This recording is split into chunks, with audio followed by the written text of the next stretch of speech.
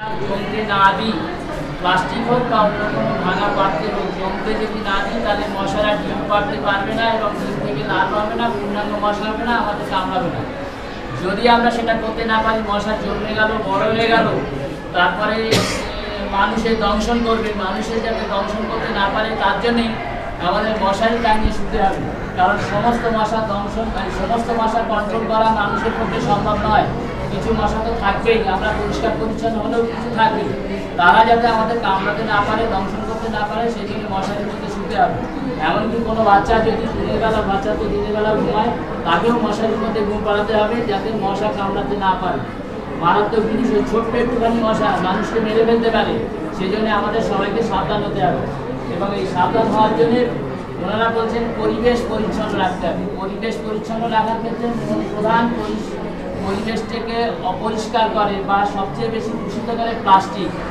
যে প্লাস্টিক নষ্ট হয় না, জল কাদার মধ্যে যদি আমরা 50 বছরও প্লাস্টিক ডুবিয়ে রাখি তাতেও পচবে না, এমন প্লাস্টিক আছে। তো সেই জন্য প্লাস্টিকের ব্যবহার কমাতে হবে। এই সঙ্গে আমি সরকারকেও বলবো যাতে প্লাস্টিকের উৎপাদনে কমানো যায় বা প্লাস্টিকের ব্যবহার পুরোপুরি বন্ধ করে দেওয়া যায়, যাতে একেবারেই প্লাস্টিক উৎপন্ন না হয় এবং কেউ ব্যবহার করতে না পারে। সেই ব্যবস্থা যদি সরকার থেকে হয় তাহলে আরও ভালো হবে। তো সেই প্লাস্টিক ব্যবহার হয়ে গেলে অনেক সময় তাকে আবার রিসাইক্লিং করে অন্য কিছু করা যায়, সেটা মানুষের পক্ষে বা সাধারণ জনগণের পক্ষে সবসময় সম্ভব হয় না, কিন্তু সরকারিভাবে করলে করা যেতে পারে। তো সেই প্লাস্টিকের সাহায্যে, একটু আগেই বললাম সহজে পচে না, সেই প্লাস্টিকের মধ্যে জল জমে থাকলে তার মধ্যে মশা জন্মায় এবং সেই মশা জন্মায় মানে ডিম পাড়ে, তার থেকে লার্ভা ডিম্পা হয়ে পূর্ণাঙ্গ মশা হয়।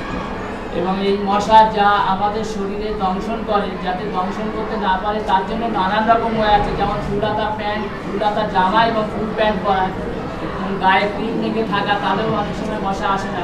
গরমকালে যে ঘাম হয়, সেই ঘামের যে গন্ধ, সেই গন্ধ মশারা বুঝতে পারে, সেই তার গন্ধের জন্য মশারা মানুষকে কামড়াতে আসে। তো সেই কামড়ানোর থেকেই নানান রকম রোগ হয়। সব মশার মধ্যে যে ডেঙ্গু জীবাণু আছে তা নয়, কিন্তু আমরা তো জানি না কোন মশাতে ডেঙ্গু আছে বা কোন মশাতে নেই। আর একটা উপায় আছে, সেটাকে জেনেটিক ইঞ্জিনিয়ারিংয়ের সাহায্যে মশাকে যদি জেনেটিক ইঞ্জিনিয়ারের সাহায্যে তার ক্যারেক্টার চেঞ্জ করে দেওয়া হয়, তাহলে সেই মশা আর পরবর্তীকালে তার বংশধর সৃষ্টি করতে পারে না। সেই মশাকে যদি তার পরিবেশে ছড়িয়ে দেওয়া যায়, তাহলে তার থেকে অন্য কোনো মশা জন্মাতে পারে না। এটা জেনেটিক ইঞ্জিনিয়ারিংয়ের ব্যাপার, সেটা আরও বেশি উন্নত পদ্ধতি। সেটা পদ্ধতি না করে আমরা আপাতত পরিবেশটাকে পরিচ্ছন্ন রাখবো।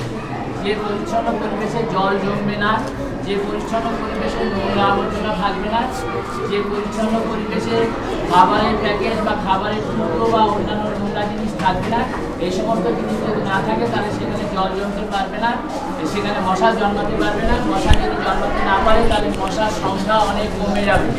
যত বেশি মশার সংখ্যা কমবে, ততই মশার থেকে আমাদের বিপদটাও কমবে।